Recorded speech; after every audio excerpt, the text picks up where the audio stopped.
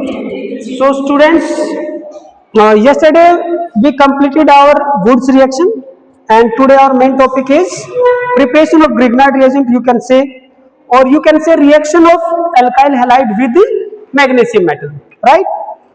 So let us take a general example. For example, CH3, CH2, and this is our bromine, right? This is ethyl bromide. So how it will react with magnesium? जब ये इसके साथ react करेगा तो ये ध्यान रखना, जैसे आपकी सोडियम मेटल बहुत ही एक्टिव मेटल होती है, वैसे ही मैग्नीशियम भी highly reactive and active metal है। तो जब ये इसके साथ रिएक्ट करेगा तो हमें वंस अगेन ड्राई ईथर लेना पड़ेगा, ठीक है, ड्राई ईथर लेना पड़ेगा। Okay, it is acting as a solvent. तो क्या होता है कि ये जो मैग्नीशियम है ना, इन दोनों के बीच में डिफ्यूज हो जाएगा, ठीक है। मैग्नीशियम का एक एटम इन दोनों के बीच में डिफ्यूज हो जाएगा। सो क्या बन सकता है? CH3, CH2, यहां पर ये मैग्नीशियम मेटल आ गया and this is bromine, alkyl magnesium bromide. इसका जो कॉमन नेम है दिस इज एल्काइल। जो भी एल्काइल है, यहां पे मान लो ये इथाइल है, लेकिन मैं कॉमन नेम लिख रहा हूं एल्काइल मैग्नीशियम ब्रोमाइड। ओके, तो यहां पर मुझे दो चीजें इसके बारे में समझनी है। पहला तो ये सबसे पहले किसने बनाया? ये सबसे पहले बनाया विक्टर ग्रिग्नार्ड ने, विक्टर ग्रिग्नार्ड। इसके लिए इसको नोबेल प्राइज भी मिला। ओके, और सेकंड इंपॉर्टेंट चीज है इसकी नेचर ऑफ RMgX। इसकी नेचर समझनी है भाई हमें। ये जो कंपाउंड है ना, कोई सिंपल कंपाउंड नहीं है। अगर मैं इस कंपाउंड के अंदर देखूं तो ये कार्बन क्या है भाई? क्या आप मुझे बता सकते हो ये मेटल है या non metal? Carbon is a non metal, carbon is a non metal, ये एक नॉन मेटल है। मैग्नीशियम क्या है? एक मेटल है।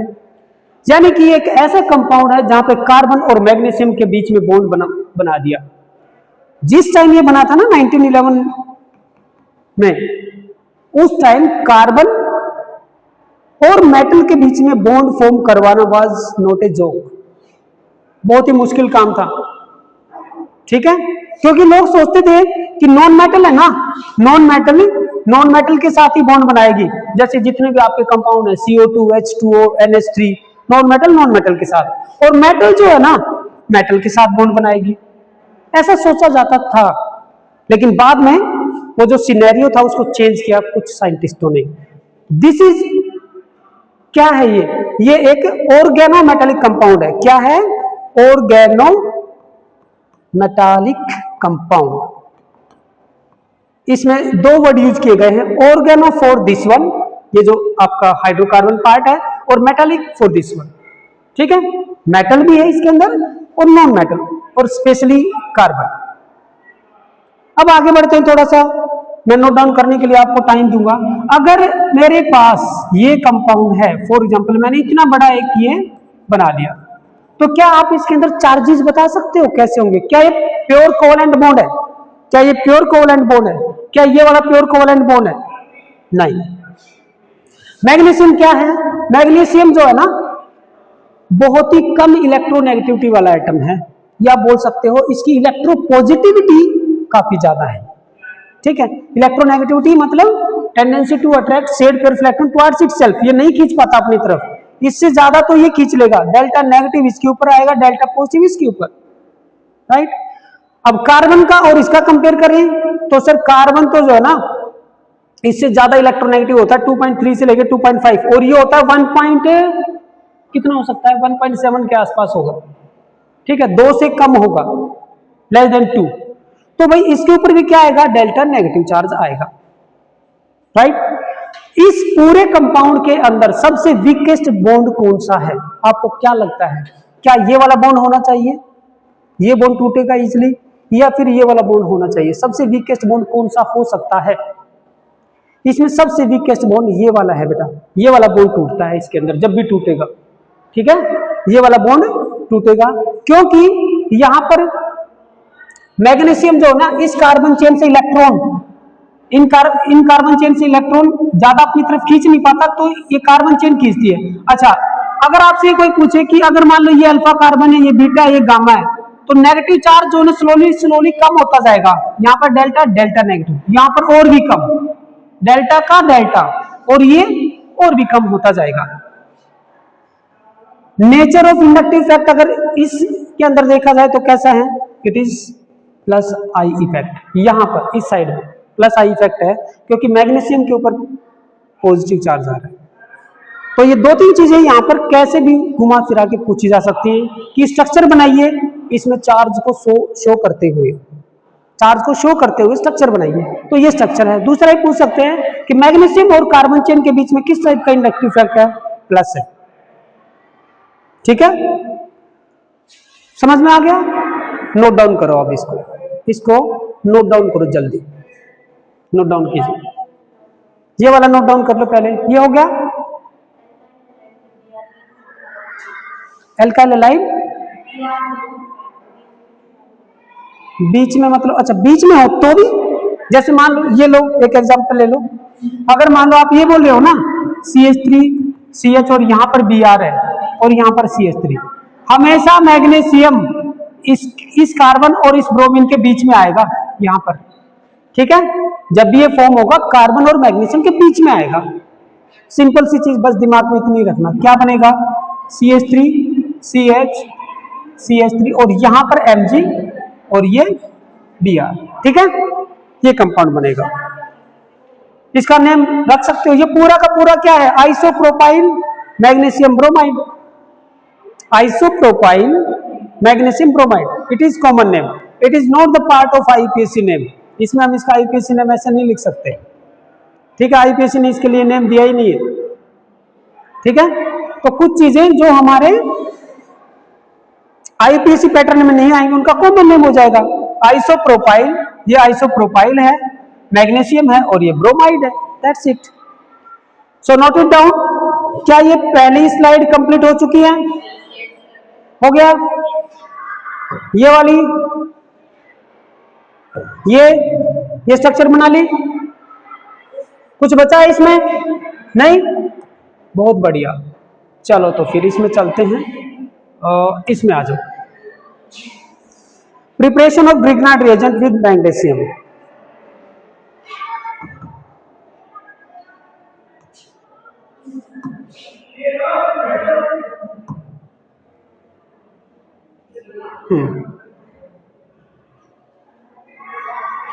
ये कॉमन रिएक्शन है, ऑर्गेनोमेटेलिक कंपाउंड है ये। फिर उसके बाद में देखते हैं हम ये वाला। इस पॉइंट को नोट डाउन करो भाई, इस पॉइंट को नोट डाउन करो। इंस्टेड ऑफ ईथर टेट्राहाइड्रोफ्यूरेन या फिर एनिजोल। एनिजोल तो क्या है, बेसिकली एक ईथर ही है, मैं बताऊंगा कौन सा ईथर है। Can be use in preparation of Grignard reagent instead of ether. जैसे यहां पर एडिट कर लेते हैं थोड़ा सा, देखो कई बार क्या करते हैं, ये वाला ईथर ही प्रीफर करते हैं, है ना, ये सबसे छोटा ईथर है भाई। लेकिन ग्रिग्नार्ड रिएजेंट के केस में हम एक तो ये वाला भी ले सकते हैं, एनिजोल, ये हो गया ऑक्सीजन और ये बीच में CH3, ये एनिजोल है बेटा, it is anisole. Okay, it is anisole. तो ये भी एक ईथर ही है ना, carbon oxygen carbon, carbon oxygen carbon, ये एलिफेटिक ईथर है, ये एरोमेटिक है। ठीक है, पूरा एरोमेटिक नहीं है, कुछ पोर्शन एरोमेटिक है, कुछ एलिफेटिक है, राइट। तो ऐसे ईथर के बजाय ये यूज कर सकते हैं, या फिर टेट्राहाइड्रोफ्यूरेन। तो पहले तो मुझे फ्यूरेन का पता होना चाहिए। Furan, do you know what is furan? Pyridine, वो तो पता है। फ्यूरेन ये होता था भाई, ये डबल बॉन्ड और यहाँ पे ऑक्सीजन, ये फ्यूरेन। ये दो लोन पर इलेक्ट्रॉन होते हैं इस ऑक्सीजन के पास में, ये ऑक्सीजन एटम है, ये फ्यूरेन होता था। एरोमेटिसिटी में हमने डिस्कस किया था, अगर याद आए तो। फ्यूरेन, नाइट्रोजन लगा दें और उसके ऊपर एक हाइड्रोजन तो पायरोल, सल्फर लगा दें तो थायोफीन। तीन कंपाउंड एक ही फैमिली के हैं ये। ऑक्सीजन लगा दिया तो फ्यूरेन है। अब एक बात देखो, यहाँ पर डबल बॉन्ड है, डबल बॉन्ड है ना, इस डबल बॉन्ड को खत्म करके एक हाइड्रोजन मैंने यहाँ पे लगाया, एक हाइड्रोजन यहाँ पे H2 का एडिशन करवाया फॉर एग्जांपल, इस डबल बॉन्ड को भी खत्म करो, एक हाइड्रोजन यहाँ पे आया, एक हाइड्रोजन यहाँ पे, सारे सिंगल बॉन्ड है अब ये। Now it is 1 2 3 4 tetrahydrofuran, this is tetrahydrofuran. तो इसको भी हम यूज कर सकते हैं, ये भी बेसिकली ईथर है। ये देखो कार्बन ऑक्सीजन कार्बन, लेकिन ये साइक्लिक ईथर है, ये साइक्लिक ईथर है। और यहां पे इंपॉर्टेंट चीज ये है कि सारे के सारे ईथर हम ईथर को ले क्यों रहे हैं, ईथर के साथ मैग्नीशियम रिएक्ट नहीं करता है, that's why we are taking this one and all these are used as solvent. Okay, और जब भी आपको मिलेगा ना ग्रिग्नार्ड रिएजेंट, वो ईथर के अंदर सॉल्वेंट के अंदर डूबा हुआ मिलेगा आपको, उसको ऐसे ड्राई करके नहीं रखते हैं, ईथर से बाहर निकाल लिया डब्बे में पैक कर दिया, no, that is highly reactive.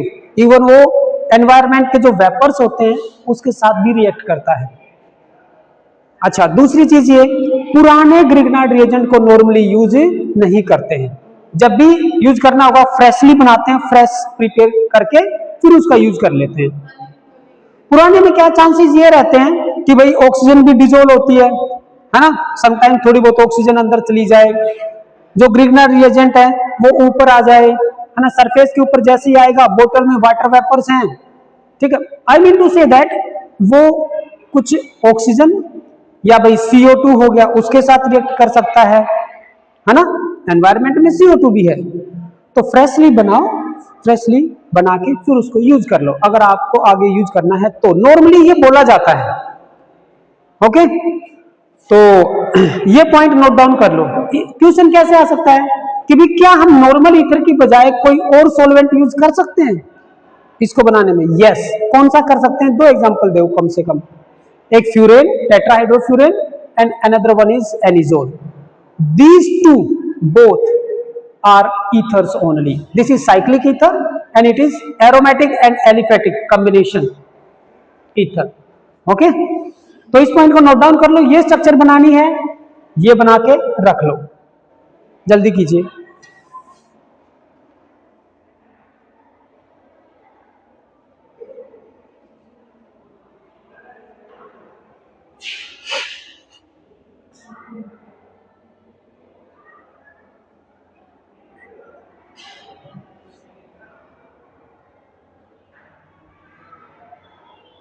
बन गया?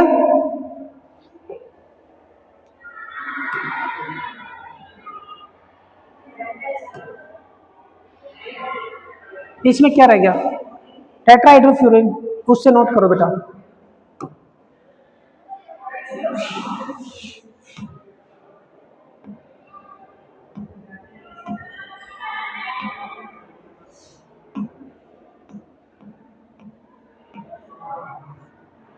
ये बताओ भाई, RX है प्लस सोडियम है, हाँ मैं ऑप्शन देखता हूं, B C एंड D, बस इतना बहुत है, एक बार और नहीं, एक बार और नहीं, चार आ गए। ये एक जनरल फॉर्मूला लिया मैंने, सोडियम के साथ रिएक्ट करवाया, ब्यूटेन बन गया NX, ये वुड्स रिएक्शन का एग्जांपल है। क्या आप इसमें बता सकते हो कि RX क्या है ताकि ये बने और ये बने, प्रिडिक्ट कर सकते हो क्या होना चाहिए? अगर मैं देखूं इस ब्यूटेन के अंदर यहां पर इससे डबल कार्बन एटम आते हैं, हमने यही देखा था ना वुड्स रिएक्शन में, यहां पर ये जो मेरा एल्केन बनता है उसके अंदर जो कार्बन एटम होते हैं वो इससे डबल होते हैं, क्यों? क्योंकि यहां पर ये दो मॉलिक्यूल आपस में रिएक्ट करते हैं, अगर देखा जाए तो ये प्लस ये, और इसको हम उल्टा करके लिखते हैं इवन ऐसे, है ना, और किसकी प्रेजेंस रहती है, ड्राई ईथर, ये X और ये सोडियम आपस में चले जाते हैं, ये मेरा R और R बनता है। तो R पार्ट कितना होना चाहिए, ब्यूटेन क्या है, C2H5, इसी का कॉम्बिनेशन है ना, CH3 CH2 CH2 CH3, तो ये जो है ना इतना होना चाहिए R पार्ट, ठीक है। सो आई थिंक ये this is the right answer, ठीक है, कर सकते हैं।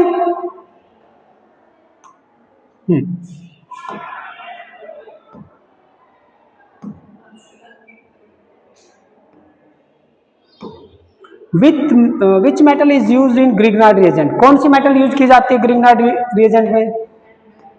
ये अभी पता है ना आपको? अभी पता है ना? जब ऑर्गेनिक केमिस्ट्री कुछ आगे बढ़ेगी तो हो सकता है कि आप भूल जाओ, कंफ्यूज, अच्छा वुड्स रिएक्शन में सोडियम आया था या ग्रिग्नार्ड रिएजेंट में, ऐसे डाउट आएगा। ठीक है, सो याद रखना, सिंपल क्वेश्चंस आ सकते हैं।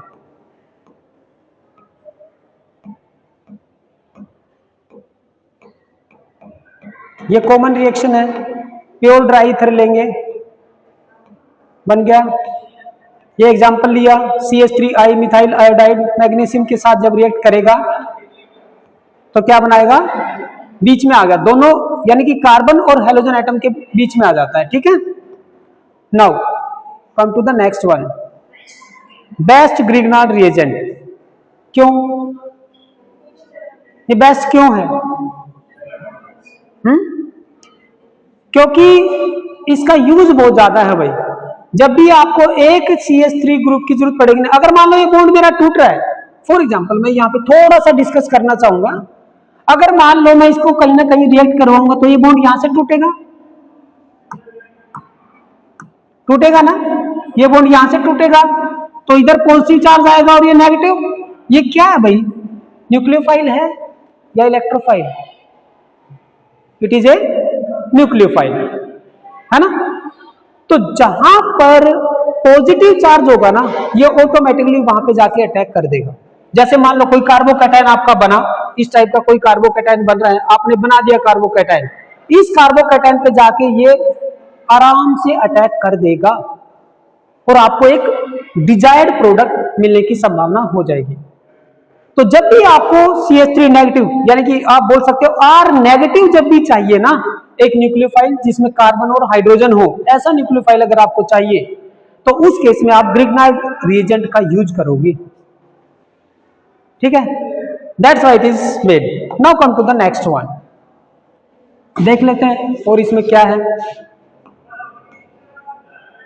वंस अगेन ये एक अलग एग्जांपल लिया है, C2H5Br आपस में वंस अगेन रिएक्ट करके ये बना देंगे। MCQ देखो भाई, what is the major product for Wurtz reaction? Wurtz reaction आएगा ये,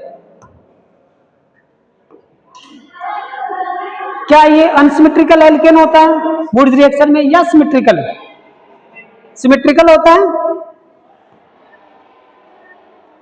इसमें ऑप्शन दे दिया सिमेट्रिकल एल्कीन, एल्केन होगा। वुड्स रिएक्शन का जो प्रोडक्ट है वो सिमेट्रिकल एल्केन होगा। Next one, action of alcoholic potash, alcoholic potash means KOH on isopropyl bromide we get, क्या मिलेगा? बनाइए, ये बनाओ, चार ऑप्शन आपके सामने हैं, बनाइए भाई, बनाइए बनाइए, शुरू हो जाइए, कॉपी पेन निकालो और दिमाग के घोड़े दौड़ाना शुरू करो। Action of alcoholic KOH on isopropyl bromide, isopropyl propene आएगा, देख लो, मुझे नहीं पता भाई, मैं तो रिएक्शन करके देखूंगा। आइसोप्रोपाइल ब्रोमाइड क्या होगा? आइसोप्रोपाइल है तो 3 कार्बन एटम होंगे, ये तो पता लग गया, प्रोपाइल है ये होगा। अब आइसोवाइड है तो बीचों बीच लगेगा, ताकि इधर भी सेम और इधर भी सेम, आइसो क्या लगेगा? ब्रोमाइड। बाकी आप इसमें हाइड्रोजन ऐड कर दो, ये हो गया आपका आइसोप्रोपाइल ब्रोमाइड। अब इसकी रिएक्शन किसके साथ करवानी है? एल्कोहलिक KOH के साथ, एल्कोहलिक KOH। तो मुझे पता है कि सर जब ये रिएक्शन होती है ना तो उसमें डिहाइड्रोहेलोजिनेशन होगा, अल्फा से ये और इससे हाइड्रोजन निकलेगा, तो CH2 डबल बॉन्ड यहां पर आएगा, CH और CH3 प्रोपीन बनेगा। ये यही था सबका आंसर। ठीक है, चलिए आगे बढ़ते हैं थोड़ा सा। Propene, which of the following Grignard reagent with water gives methane? ये छोड़ दो क्योंकि ये आ गई उसकी केमिकल प्रॉपर्टीज में, ये उसकी केमिकल प्रॉपर्टीज में आ गया।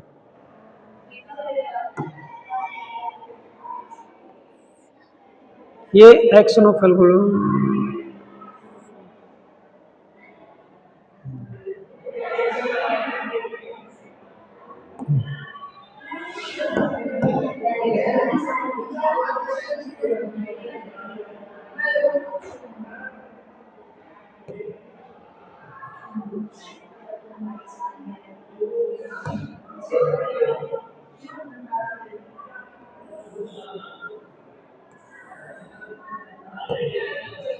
थर्ड टाइप की केमिकल प्रॉपर्टीज, एल्काइल हैलाइड की जो थर्ड टाइप की रिएक्शन है। देखो पहले हमने क्या किया, पहले हमने किया डिहाइड्रोहेलोजिनेशन, अल्फा बीटा एलिमिनेशन।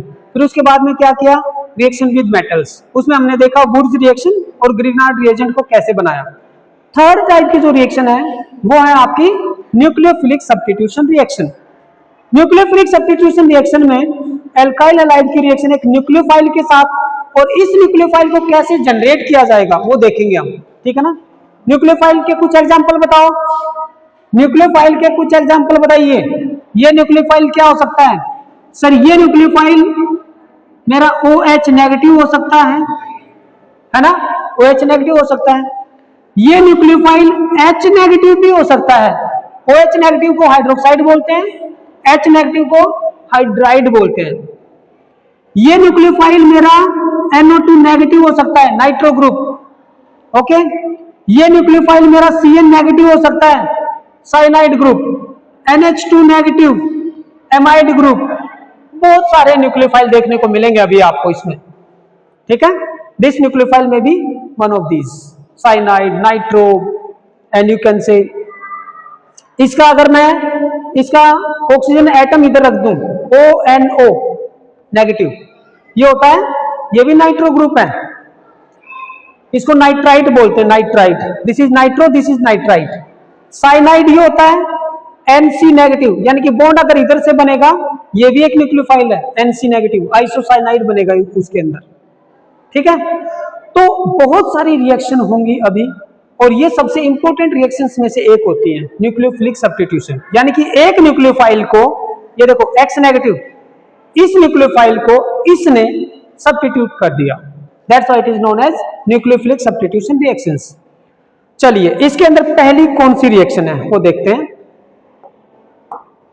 ये लो भाई, पहली जो है ना करवा के देखते हैं।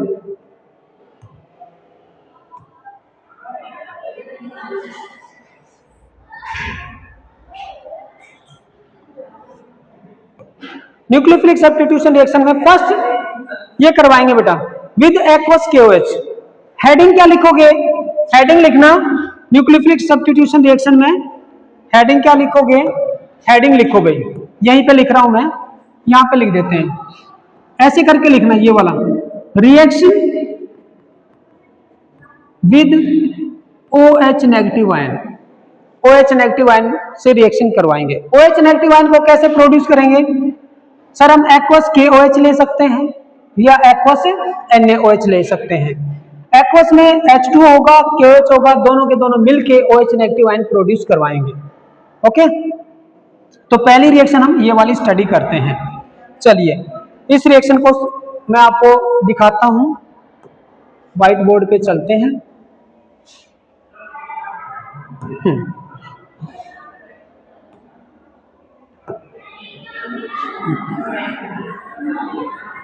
Reaction of alkyl halide with OH negative ion. OH negative ion को कहां से प्रोड्यूस करवाएंगे? एक्वस KOH हो सकता है या NaOH हो सकता है, दोनों में से कोई एक लेंगे। तो क्या होगा बेटा? OH नेगेटिव आयन यहां से आएगा, X नेगेटिव यहां पर होगा, ये यहां पर जैसे ही अटैक करेगा ये आउट हो जाएगा, ऐसे होगा। सब्स्टिट्यूट करेंगे, क्या बनेगा? ROH एल्कोहल बन गया और KX, यानी कि आपने एल्काइल हैलाइड से क्या बना दिया? अगर आपके पास लैब के अंदर एल्काइल हैलाइड है तो आप एल्कोहल बड़ी आसानी से बना सकते हो, ओके। इस न्यूक्लियोफिलिक सब्स्टिट्यूशन रिएक्शन में रास्ता आपका SN1 भी हो सकता है और SN2 भी हो सकता है। SN1 मैकेनिज्म भी फॉलो हो सकता है, SN2 भी, डिपेंड करेगा इसके नेचर के ऊपर। SN1 को सबसे ज्यादा फॉलो करेंगे टर्सरी एल्काइल हैलाइड, SN2 को सबसे ज्यादा फॉलो करेगा प्राइमरी एल्काइल हैलाइड। रास्ता कोई भी हो, मंजिल एक ही होगी, अल्कोहल ही बनेगा।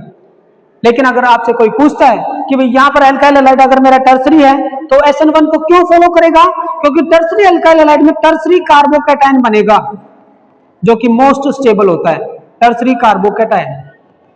ठीक है, और जब ये टर्सरी एल्काइल हैलाइड है तो उस टाइम क्या होगा, स्टेरिक हिंड्रेंस मैक्सिमम होती है, तो SN2 रास्ते से नहीं जाएगा। SN2 में और SN1 में क्या डिफरेंस है? SN2 और SN1 में थोड़ा सा, बिल्कुल थोड़ा सा मैं डिस्कस करूंगा। SN1 में मैंने आपको बताया था जब ये यहां से जाएगा तो पहले क्या बनेगा, कार्बोकैटायन बनता है और ये X नेगेटिव पहले स्टेप में। दूसरे स्टेप में क्या होता है, दूसरे स्टेप में इसके ऊपर OH नेगेटिव आयन या कोई भी न्यूक्लियोफाइल अब अटैक करेगा। ठीक है, ये अटैक करता है यहां पर और ये बन गया। ओके, तो कार्बोकैटायन इजिली कब बनेगा? कार्बोकैटायन इजिली तब बनेगा जब वो अच्छा खासा स्टेबल हो, और ये तब बनेगा जब ये टर्सरी हो। So this mechanism is mainly followed by tertiary alkyl halide. Note it down. Why? Because due to the formation of carbocation, most stable carbocation. लेकिन SN2 में क्या होता है भाई? SN2 के अंदर कार्बोकैटायन नहीं बनता है, पहली बात। दूसरा तो क्या होता है सर, ये होता है, ये लो ऐसे होता है, ये टेट्राहेड्रली सराउंडेड है ये। ठीक है, ये हाइड्रोजन ले लो, ये हाइड्रोजन, ये हाइड्रोजन, इसके जस्ट अपोजिट साइड में, यानी कि मेनली इस रीजन में से, ठीक है, बिल्कुल जस्ट इसके अपोजिट, यहां से क्या होगा, यहां से मेरा अटैकिंग न्यूक्लियोफाइल आएगा और बिल्कुल इसके 180 डिग्री एंगल पे देख लो, इसके 180 डिग्री एंगल में इधर से ये अटैक करेगा तो इसमें बनती है ट्रांजिशन स्टेट।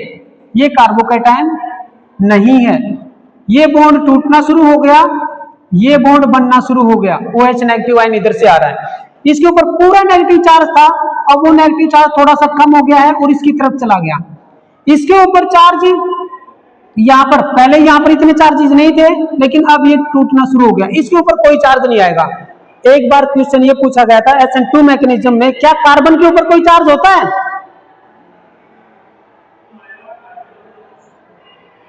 नेगेटिव, जितना इलेक्ट्रॉन इसने लिया इधर से उतना इसने ले लिया इधर से, तो क्या कार्बन के ऊपर कुछ चार्ज होगा? नहीं होना चाहिए, है ना। ठीक है, इसकी वैलेंसी कितनी है, यहाँ पर कोवैलेंसी कितनी है ट्रांजिशन स्टेट में? ये ट्रांजिशन स्टेट है, कितने एटम है यहाँ पर इसको जो घेर रहे हैं कार्बन को? 5, 1 2 3 4 5, 5 बॉन्ड बन रहे हैं। ठीक है, 5 बॉन्ड बन रहे हैं। यहाँ पर पहले कितने थे? 1 2 3 एंड 4, यानी कि कोवैलेंसी पहले 4 थी, कोवैलेंसी 5 हो गई, किसमें? ट्रांजिशन स्टेट में। और जैसे ही ट्रांजिशन स्टेट ये बननी शुरू होगी, ये वाला पूरा का पूरा बाहर चला जाएगा और ये OH इस साइड से जुड़ेगा भाई। ठीक है, ये हाइड्रोजन, जैसे मैंने अम्ब्रेला वाला जो एग्जांपल दिया था, अम्ब्रेला, ये देखो, ये जो है तीनों हाइड्रोजन इस साइड में थे, है ना, हेलोजन इस साइड में था, लेकिन OH अटैक करने के बाद में तीनों हाइड्रोजन उस साइड में चले गए। छाता पहले इधर था, तेज हवा से या कैसे भी उल्टा हो गया, फ्लिप बैक हो गया। क्या मुझे छाता लेके आना पड़ेगा बताने के लिए? नहीं, समझ में आ गया। जैसे मान लो यहां पर अगर मैं देखूं तो ये छाता मेरा कुछ ऐसे है, ये हेलोजन एटम है, ये कार्बन और ये हाइड्रोजन। ठीक है, लेकिन यहां मैं देखूं यहां पर तो ये छाता मेरा ऐसा बन गया है भाई, और इस साइड में OH, ये देखो फ्लिप हो गया ना, ऐसे फ्लिप हो गया। ठीक है, तो SN2 में कोई भी कार्बोकैटायन नहीं बनेगा। कार्बोकैटायन नहीं बनेगा तो स्टेबिलिटी ऑफ कार्बोकैटायन इसमें मैटर नहीं करेगी। दूसरा, इसके पास में जाने के लिए इसको रास्ता मिलना चाहिए। अब टर्सरी होता, मान लो ये कार्बन अगर टर्सरी होता, यहां पर भी CH3 होता, यहां पर भी CH3, तो ये तो छुप जाता उनके बीच में, रास्ता नहीं मिल पाता। तो tertiary alkyl halide SN2 mechanism को फॉलो नहीं करते हैं due to highest steric hindrance. Tertiary वाले एल्काइल हैलाइड फॉलो नहीं करेंगे। तो सर कौन फॉलो करेगा? वो फॉलो करेगा जिसके अंदर स्टेरिक हिंड्रेंस मिनिमम हो। मिनिमम किस में होगी सर? जब ये तीनों के तीनों एटम हाइड्रोजन हो, कोई भी CH3 ना हो, I mean to say that primary हो। तो इसीलिए मैंने यहां पर प्राइमरी का एग्जाम्पल लिया, एग्जाम्पल ही मैंने प्राइमरी का लिया। समझ में आया? SN1 को फॉलो करेंगे टर्सरी अल्काइल हैलाइड, SN2 को फॉलो करेंगे प्राइमरी, और रीजन मैंने आपको एक्सप्लेन कर दिया है। यहां तक किसी को कोई डाउट है तो बताइए। कोई डाउट नहीं होना चाहिए। अब आप नोट डाउन कर सकते हो। ये नोट डाउन हो गया। Reaction of alkyl halide with OH, उसके लिए क्या लेंगे? एक्वस KOH लेंगे। यहां पर भी मैंने मेंशन किया है कि भाई अगर टर्सरी अल्काइल हैलाइड हुआ तो ये। अब आपके दिमाग में ये आना चाहिए कि सर सेकेंडरी के साथ क्या होगा, है ना? सेकेंडरी के साथ क्या होगा? सेकेंडरी मेनली SN1 मैकेनिज्म के थ्रू जाने की कोशिश करता है भाई, ठीक है ना? परसेंटेज उसकी थोड़ी सी ज्यादा इसके साथ रहती है, लेकिन वो परसेंटेज ज्यादा डिफर नहीं करेगी। जैसे 55% इसमें जाएंगे, 45 इसमें, लेकिन टर्सरी के केस में 95% इसमें जाएंगे, केवल 5% इसमें जा सकते हैं। और प्राइमरी के केस में 95% इसमें, 5% इसमें जा सकते हैं, लाइक दैट। ओके, हाँ ठीक है। अगर ये हो गया है तो इसमें देख लो। यहां पर अगर आप कुछ नोट डाउन करना चाहते हो तो ये भी देख लो। SN1 और SN2 दोनों का पिक्चराइजेशन मैंने यहां पर कर दिया है, दोनों मैकेनिज्म का। एक में स्टेबिलिटी ऑफ कार्बोकैटायन मैटर करती है, तो दूसरे में steric hindrance. So please note it down as soon as possible.